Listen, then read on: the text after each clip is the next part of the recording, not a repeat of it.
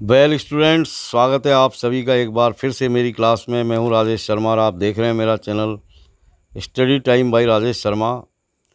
और आज की इस क्लास में हम पढ़ेंगे कक्षा 12 की अंग्रेजी की बुक फ्लेमिंगो का पोइट्री सेक्शन। और यहाँ मैं लेकर के आया हूँ आपके लिए इस सेक्शन की second poem, an elementary school classroom in a slum, यानी झुग्गी झोंपड़ी में एक एलिमेंट्री स्कूल की क्लासरूम। और इस पोएम को लिखा है स्टीफन स्पेंडर साहब ने। तो प्यारे बच्चों, यहाँ पर एक स्कूल है, एलिमेंट्री स्कूल, जो कि एक स्लम का है। कहने का मतलब एक झुग्गी झोंपड़ी में स्थित यहाँ पर एक प्राथमिक विद्यालय का वर्णन यहाँ पर किया गया है। और उसमें पढ़ने वाले बच्चों का, उनकी दुनिया का, उनके जीवन का यहाँ एक बेहतरीन डिस्क्रिप्शन है। और ये एक बहुत ही इम्पॉर्टेंट पोएम है और इससे बेस्ड क्वेश्चन आंसर्स आपके एग्ज़ाम में आते हैं। इसलिए बने रहे मेरे साथ और देखें वीडियो को शुरू से अंत तक। और यहाँ पर भी हम इस पोएम का हिंदी में एक्सप्लेनेशन करेंगे और यहाँ जो भी आपके डिफ़िकल्ट वर्ड्स आने वाले हैं उनकी भी हम हिंदी मीनिंग्स देखने वाले हैं। तो लेट्स स्टार्ट, शुरू करते हैं।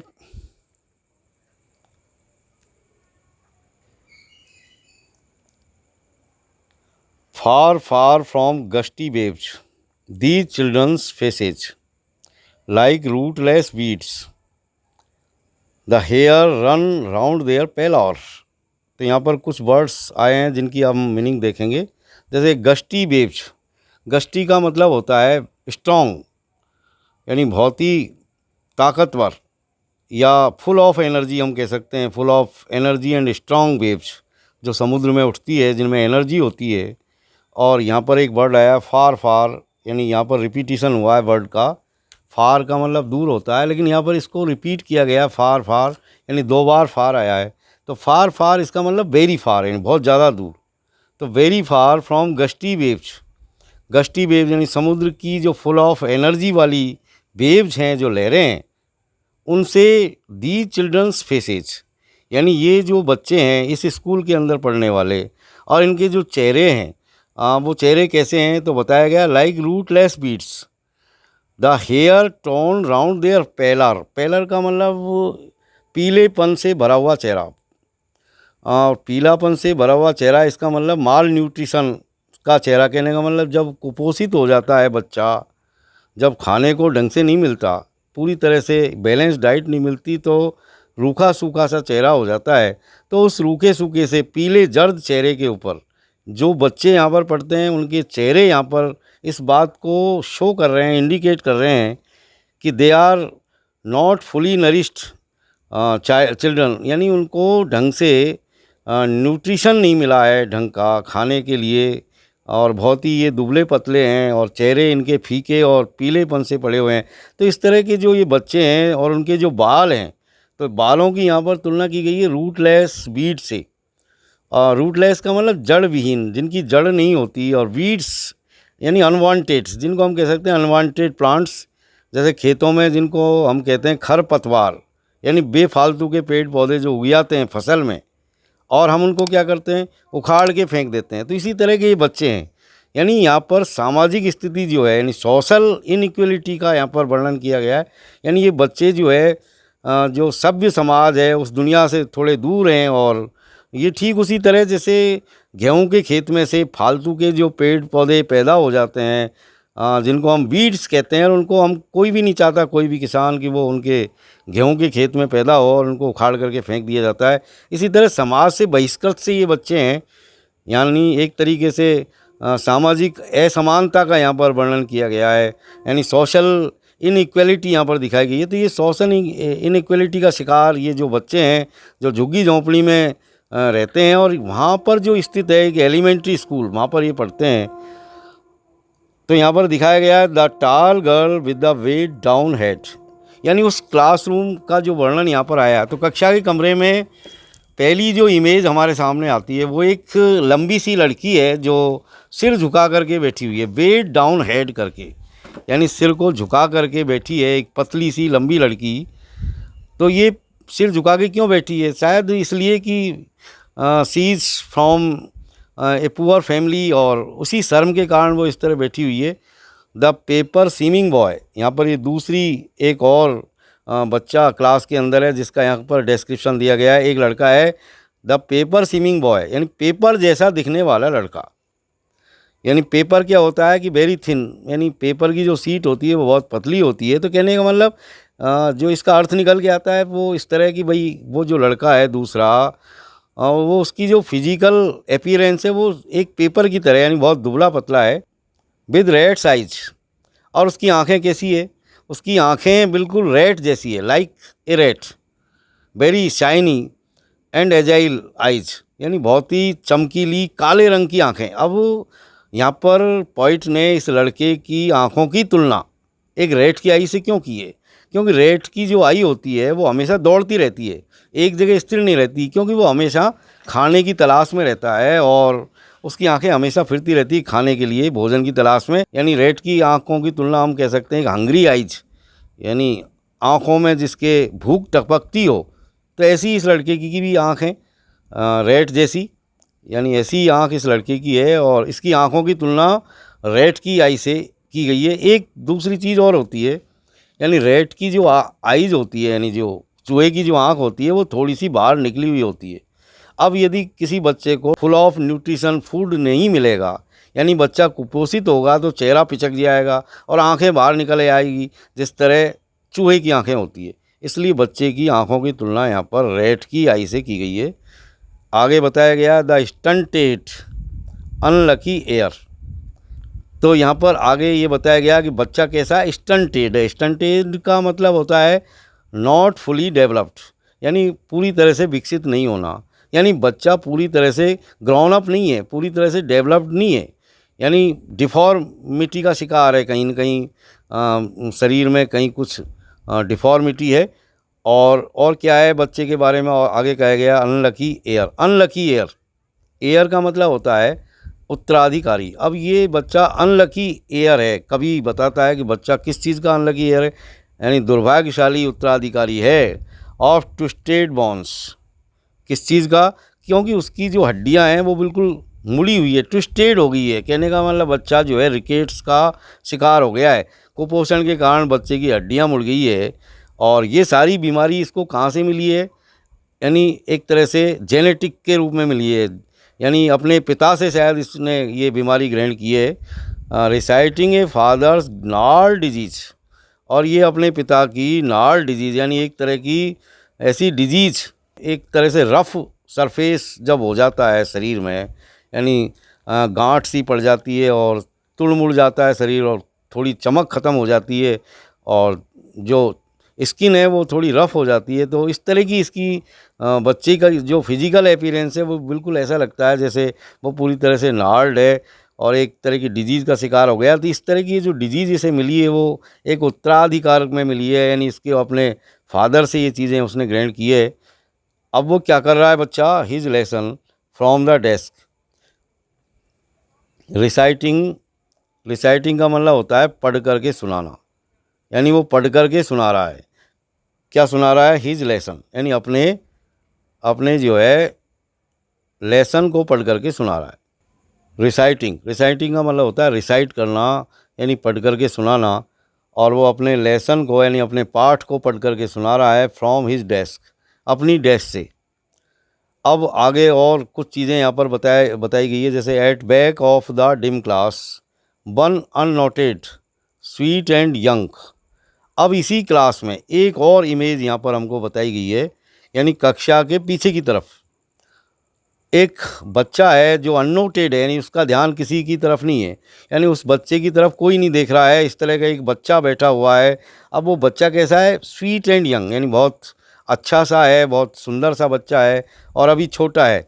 और कक्षा का जो कमरा है उसकी अपीयरेंस भी यहाँ पर दिखाई गई है, वो डिम है। कहने का मतलब उस क्लासरूम के अंदर पूरी तरह से रोशनी नहीं है और बहुत ही धुंधली रोशनी वहाँ पर है, यानी कुछ ज़्यादा अच्छा रोशन कमरा नहीं है वो।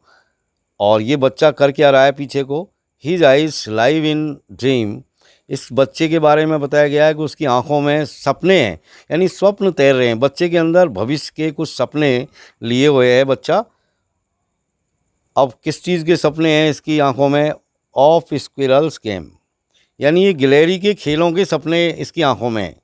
यानी वो गिलहरी के खेल देखना चाहता है। उसको इस कक्षा में पढ़ने से कोई मतलब नहीं है, उसके दिमाग में कुछ और चल रहा है। कक्षा में इसका जो मेंटली यानी ये पूरी तरह से वहाँ पर उपस्थित नहीं है, और फिजिकली तो दिखाई दे रहा है, लेकिन इसका दिमाग कहीं और दूसरी दुनिया में खोया हुआ है, और वो अपनी दुनिया में एक गिलहरी के सपनों में खोया हुआ है। गिलहरी का खेल जो है देख रहा है। In tree room other than this, यानी इस कक्षा के कमरे की बजाय वो इस तरह के सपने देख रहा है जैसे कि एक गिलहरी अपने पेड़ के अंदर जो उसने अपने रूम बना रखे हैं और जहाँ वो खेलती रहती है। यानी आप देख रहे हैं कि एक ट्री के अंदर जगह जगह कुछ खोखले जो स्थान होते हैं जहाँ गिलहरी छुपी रहती है, जिस तरह वो ऐसा माना जा रहा है कि भाई जैसे वो ही उसके रूम है। तो बच्चा चाहता है कि मैं भी इसी तरह के रूमों में, जैसे कि गिलहरी स्वच्छंदता के साथ खेल रही है अपने पेड़ पर, अपने कमरों के अंदर, इसी तरह मेरे को भी इस तरह का कोई कमरा मिले जहाँ मैं इस गिलहरी की तरह खेल सकूँ। तो इस तरह की चीज़ें यहाँ पर एक तरह से भविष्य की बातें, यानी भविष्य के सपने इस इमेज के द्वारा यहाँ पर कवि देखना चाह रहा है, हमको दिखाना चाह रहा है। इस पहले स्टेंजा में हमने देखा कि एक एलिमेंट्री क्लासरूम का यहाँ पर एक दृश्य है, और उस दृश्य में हम देख रहे हैं कि कुछ बच्चे हैं जो उसमें बैठे हुए हैं, पढ़ रहे हैं। और जो कक्षा का कमरा है वो उसमें ज़्यादा रोशनी नहीं है, पर्याप्त रोशनी नहीं है, और जो बच्चे वहाँ पर बैठे हुए हैं वो झुग्गी झोंपड़ियों से आए हैं, और उनका फिजिकल अपीयरेंस ज़्यादा अच्छा नहीं है। वो कुपोषित है, कहने का मतलब कुपोषण के शिकार हैं। किसी की एक लड़की है जिसके बाल उलझे हुए हैं, एक लड़का जिसके पीले चेहरे पर बाल इधर उधर बिखरे हुए हैं, एक लड़की सिर झुका करके बैठी हुई है। इसके अलावा एक लड़का ऐसा है जो विभिन्न तरह की बीमारियों से ग्रसित है, और ये सारी बीमारियां उसे जेनेटिक्स रूप में मिली है, अपने फादर की तरफ से सौगात मिली है। और एक ऐसा लड़का भी है जो आशा का यहाँ पर संचार कर रहा है, भविष्य के बारे में हमको सूचना दे रहा है कि बच्चे वास्तव में चाहते क्या हैं। बच्चे वास्तव में आज़ादी चाहते हैं, किसी एक कक्षा के कमरे में बंद होकर के, धुंधली रोशनी से दूर हट करके वो एक गिलहरी की तरह उन्मुक्त जीवन जीना चाहते हैं। तो ये यहाँ पर कवि हमको इस स्टेंजा के द्वारा बताना चाह रहा है। अब आगे दूसरे स्टेंजा में देखते हैं हम। On sour cream walls donations Shakespeare's head cloudless at dawn civilised dome riding all cities belled flowery Tyrolese valley. अब यहाँ पर एक और चीज़ बताई गई है कि ऑन शोर क्रीम वॉल्स, यानी कक्षा की जो दीवारें हैं वो दीवारें कैसी है, शोर क्रीम कलर की है। कहने का मतलब उनका जो रंग है वो बदरंग हो गया है। यानी जैसे किसी कमरे को यदि 2 दिन बंद रख दिया जाए, झाड़ा पूछी नहीं की जाए, तो उसका रंग जो है बदरंग हो जाता है, कचरा जम जाता है। तो इसी तरह उस कक्षा के कमरे का कहीं कोई मेंटेनेंस नहीं रखा जाता, रख रखाव नहीं रखा जाता, इसलिए उसके शायद रंग उसका ख़राब हो गया है। यानी क्रीम कलर का जो रंग है वो पूरी तरह से एक तरह से शौर हो गया है, यानी वो ख़राब हो गया है। जैसे रंग जो है उखड़ गया है, प्लास्टर उखड़ गया है। तो इस तरह की चीज़ें हम, यानी कभी हमसे ये कहना चाह रहा है कि उसकी जो कक्षा की कमरों की दीवारें हैं उनका रंग पूरी तरह से ख़राब हो गया है। शेक्सपियर्स है डोनेशंस, अब दीवारों के ऊपर डोनेशन है। डोनेशन का मतलब ऐसे सामान जो चैरिटी में प्राप्त होते हैं, यानी दान में प्राप्त होते हैं। तो दान में प्राप्त हुई कुछ वस्तुएं हैं, कुछ चीज़ें हैं जो वहाँ पर उस दीवार पर लगी हुई है। जैसे शेक्सपियर्स हेड, यानी शेक्सपियर का एक चित्र वहाँ पर लगा हुआ है। अब यहाँ पर शेक्सपियर का हेड, इस इमेज को यहाँ पर कभी इसलिए लाया है कि शेक्सपियर अपने आप में यहाँ एक सिंबॉलिक कैरेक्टर है। यानी सिंबॉलिक रूप से शेक्सपियर को इसलिए उठाया गया है कि शेक्सपियर एक बहुत ही बड़े विद्वान व्यक्ति हुए अंग्रेज़ी साहित्य के, और उन्होंने बहुत बड़े ये ड्रामाटिस्ट थे, और अच्छे अच्छे इन्होंने नाटक लिखे हैं। एक जगह तो ये भी कहा जाता है कि कालिदास के विषय में, जैसे कि भाई Kalidas is the Shakespeare of India, कि भाई कालिदास भारत के शेक्सपियर हैं। इसका मतलब कालिदास से भी बड़े ये कवि हुए हैं, लेखक हुए हैं, क्योंकि हमारे कालिदास की तुलना शेक्सपियर से की जाती है। तो शेक्सपियर का चित्र इस दीवार पर लगाया गया है ये दिखाने के लिए कि शेक्सपियर एक बहुत बड़े कवि हैं, बहुत बड़े विद्वान हैं। तो बच्चों के लिए यहाँ पर टांगा गया है चित्र शेक्सपियर का। क्लाउडलेस एट डॉन, एक और यहाँ पर चित्र टंगा हुआ है, और इस सीनरी के अंदर सूर्योदय, यानी डॉन का मतलब होता है उषा काल, यानी उषा काल में जब सूर्य उदय होता है और जब पूरी तरह से क्लाउडलेस होता है, यानी नेचर कैसा होता है जिसमें बादल भी, यानी आसमान साफ़ होता है, कहने का मतलब साफ़ आसमान में उगते हुए सूर्य का चित्र है। और शिव एक और चित्र यहाँ पर दिया गया है, civilised dome riding all cities, यानी जो खूबसूरत शहर है दुनिया के, यानी सभ्यता के को दिखाने के लिए अच्छे अच्छे शहरों के चित्र, अच्छी अच्छी बिल्डिंगों के चित्र जो है वहाँ पर दिखाए गए हैं, जो सभी जगह यानी सभ्यता को दिखाने वाले शहरों के जो चित्र हैं, जो बिल्डिंगें हैं, जो गुंबद हैं, वो वहाँ पर भी उस चित्र में जो है दिखाए गए हैं। एक और यहाँ पर सीनरी लगी हुई है, बेलार्ड फ्लावरी टायरोलीज वैली। अब ये टायरोलीज वैली की एक और तस्वीर यहाँ पर टंगी हुई है, और ये ऑस्ट्रिया के अंदर है एक टायरोलीज वैली, जहाँ फूलों से ये लदी फदी घाटी है, यानी बहुत ही खूबसूरत एक जगह है। तो इसका भी एक चित्र उस दीवार पर लगा हुआ है, एक खूबसूरत टायरोलीज वैली का। इसके अलावा वन मोर पिक्चर यहाँ पर दी गई है, ओपन हैंडेड मैप, एक खुला हुआ पूरे दुनिया का एक नक्शा भी यहाँ पर टका हुआ है, awarding the world it's world. और ये नक्शा अवार्डिंग द वर्ल्ड यानी पूरी दुनिया को अपनी दुनिया देता है। कहने का मतलब ये है, कभी यहाँ पर ये कहना चाहता है कि इस नक्शे के माध्यम से, यानी इस मानचित्र के माध्यम से जिसमें पूरी दुनिया दिखाई गई है, तो हर दुनिया वाला यानी हर कोई व्यक्ति उसमें अपनी दुनिया देख सकता है, यानी अपनी जगह को देख सकता है कि मैं कहाँ रहता हूँ। तो इस तरह का एक मैप भी यहाँ पर जो वर्ल्ड मैप है वो भी इस एलिमेंट्री क्लासरूम की जो दीवार है उस पर टांगा हुआ है। And yet for these children these windows not this map their world where all their future painted with a fog. लेकिन फिर भी इन बच्चों के लिए दीज विंडोज़ यानी ये जो विंडोज़ यहाँ पर यानी ये जो खिड़कियाँ हैं, नॉट दिस मैप, ये इनका मैप नहीं है। कहने का मतलब ये जो मैप है जो टंगा हुआ है, ये जो दुनिया का नक्शा है, इसमें उनकी दुनिया कहीं भी नज़र नहीं आती। कहने का मतलब उनकी जो स्लम्स हैं, जो झुग्गी झोंपड़ियाँ हैं, वो इस दुनिया वाला ये बड़ी दुनिया का जो नक्शा है उसमें इनकी दुनिया का कहीं कोई निशान नहीं है। उनकी दुनिया क्या है? Their world where all their futures painted with fog, यानी जहाँ उनकी दुनिया ऐसी है जहाँ उनका सारा का सारा जो भविष्य है, जो सारा फ्यूचर है, वो फॉग से पेंट कर दिया गया है।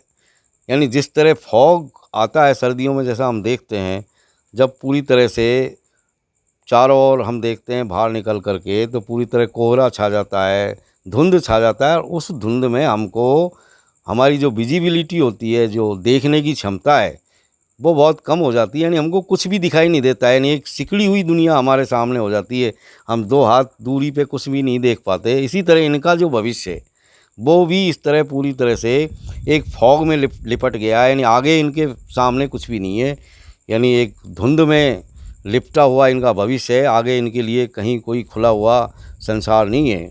आगे कभी और चीज़ें बताते हैं, जैसे a narrow street sealed in with a lead sky.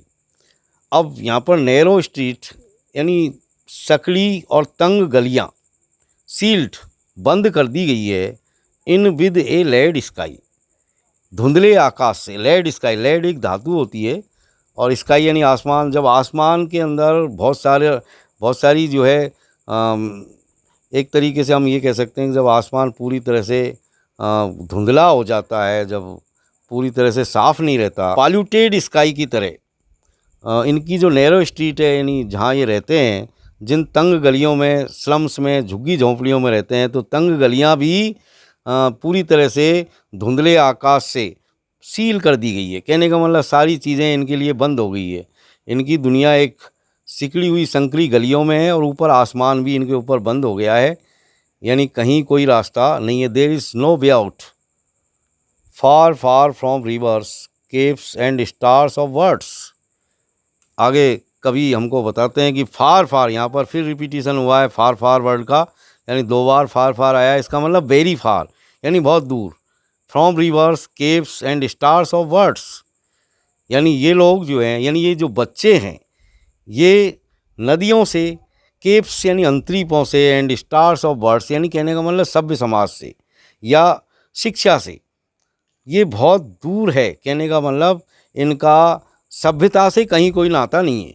यानी बाहरी दुनिया में जो सिविलाइजेशन है उससे इनका कहीं कोई लेना देना नहीं है। यानी बाहर की जो हंसती खेलती दुनिया है उससे ये बहुत दूर हैं, बहुत परे हैं।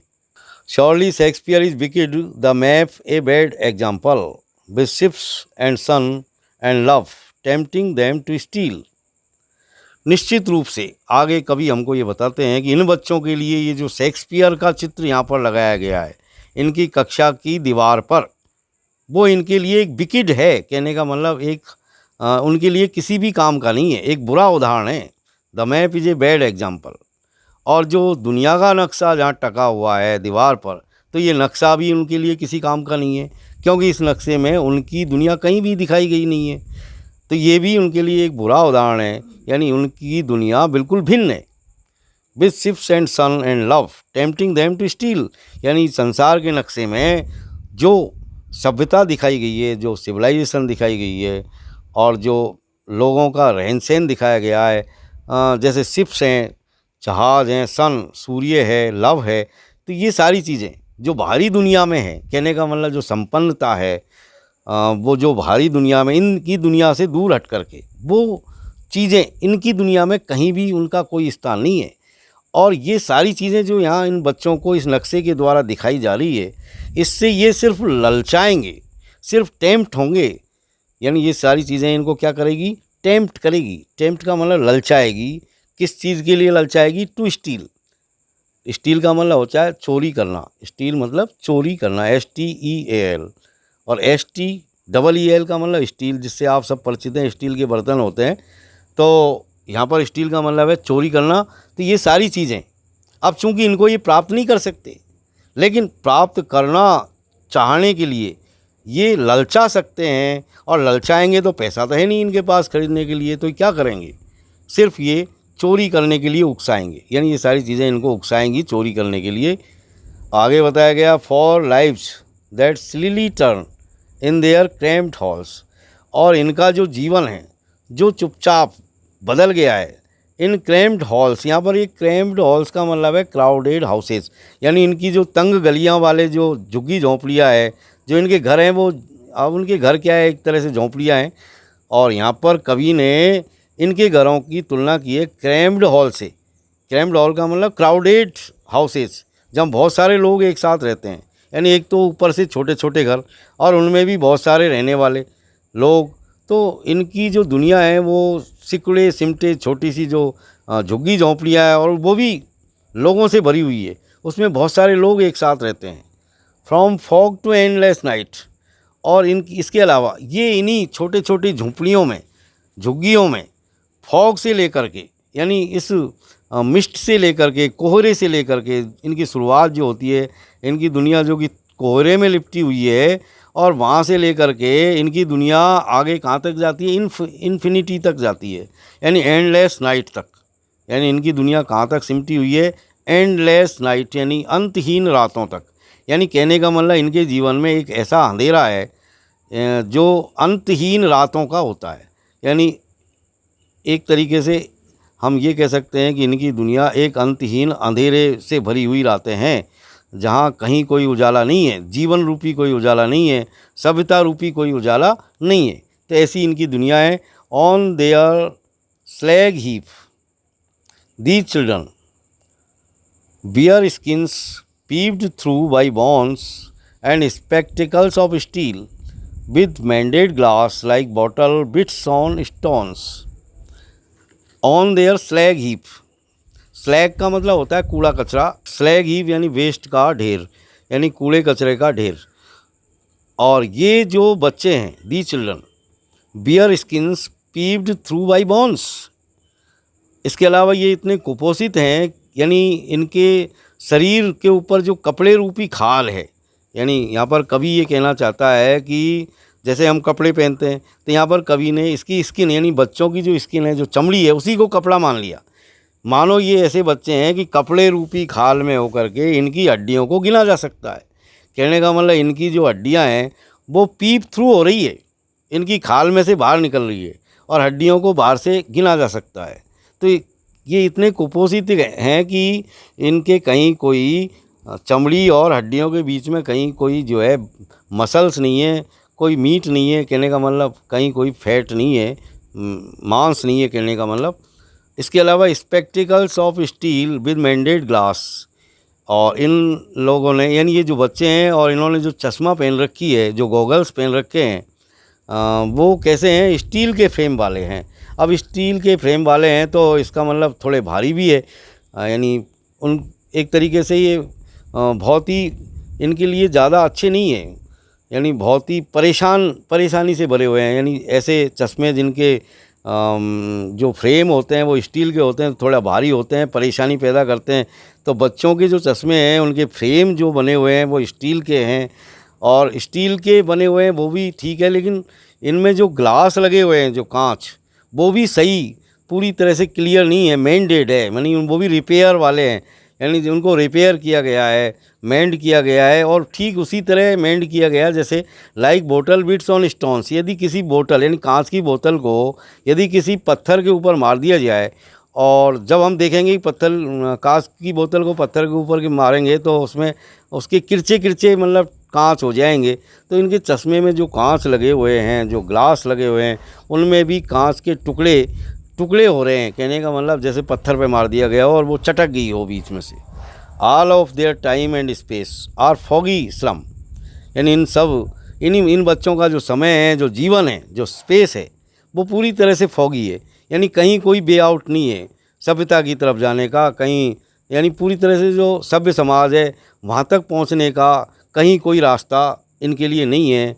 इनकी दुनिया बिल्कुल सिमटी हुई है, गरीबी में ये बंद है, पूरी तरह से सोशली इनइक्वल स्टेट में जी रहे हैं, स्लम के अंदर रहते हैं। So blot their maps with slums as big as Doom.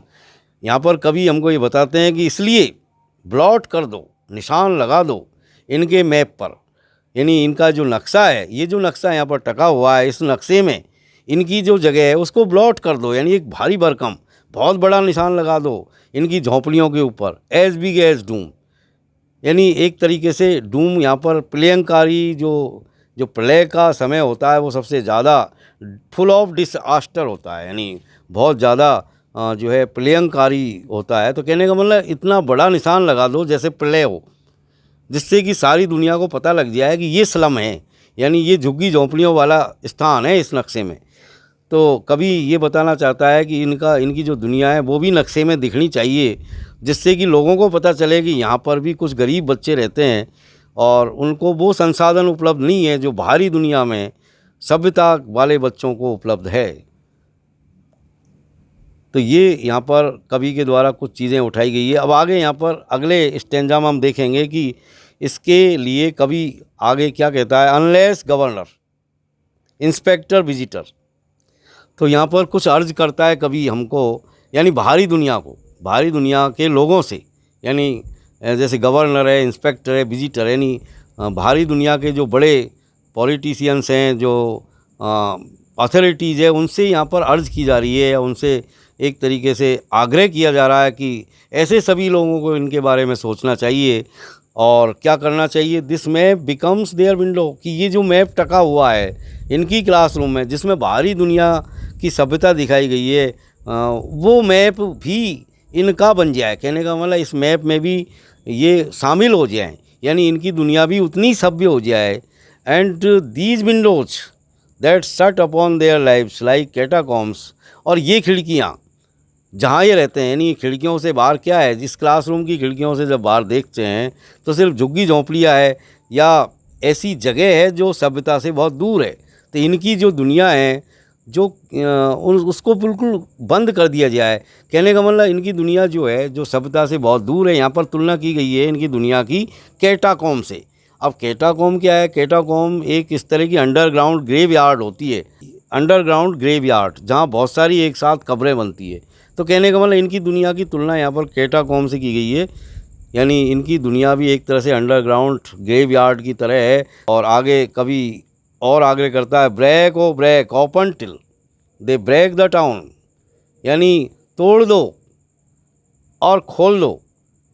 कहने का मतलब यहाँ पर कभी ये कहता है बाहरी दुनिया के सब लोगों से कि इनकी दुनिया को, यानी उन खिड़कियों को तोड़ दो और खोल दो इनके लिए, यहाँ तक कि इनकी दुनिया को तोड़ते रहो, उतना तोड़ो जब तक कि सारे टाउन नहीं तोड़ दिए जाएं। यानी सारे, ये कहने का मतलब इनकी ये जो सभ्यता से दूर जो इनकी दुनिया है, जब तक वो पूरी तरह से समाप्त नहीं हो जाए। कहने का मतलब ये झुग्गी झोंपड़ियाँ इस धरती पे से मिट नहीं जाए, जब तक प्रयास करो, जब तक कि ये असमानता दूर नहीं हो जाए। यहाँ पर कभी ये कहना चाहता है कि सोशली जो इनइक्वालिटी है, जब तक वो समाज पूरी तरह से इक्वल नहीं हो जाए, तब तक उस इनइक्वालिटी को तोड़ते रहो, यानी उसे समाप्त करते रहो। और जब तक कि समान नहीं हो जाए, तब तक प्रयास करते रहना चाहिए, या जब तक प्रयास करते रहो। इस तरह की कामना यहाँ पर कवि के द्वारा की जा रही है।